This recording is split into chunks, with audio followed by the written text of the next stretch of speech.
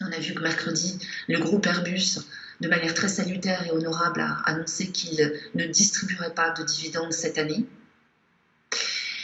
Je n'ai pas vu, dans la loi d'urgence votée le week-end dernier, aucune mesure restreignant la possibilité pour les groupes de verser des dividendes cette année.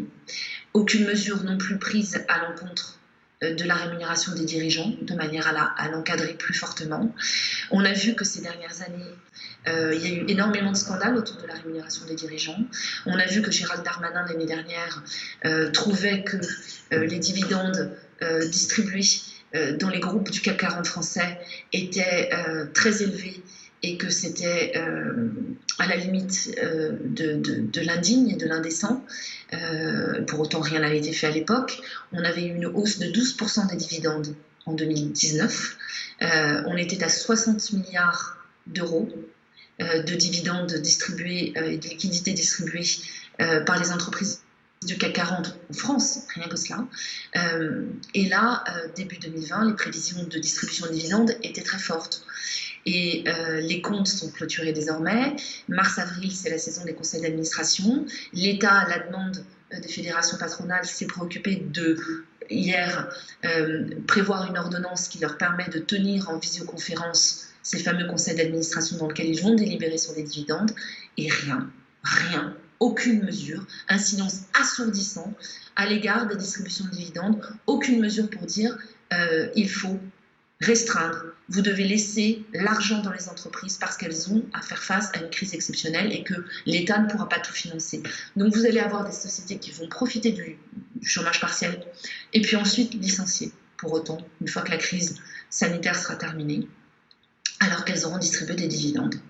Et moi, ça ne me va pas.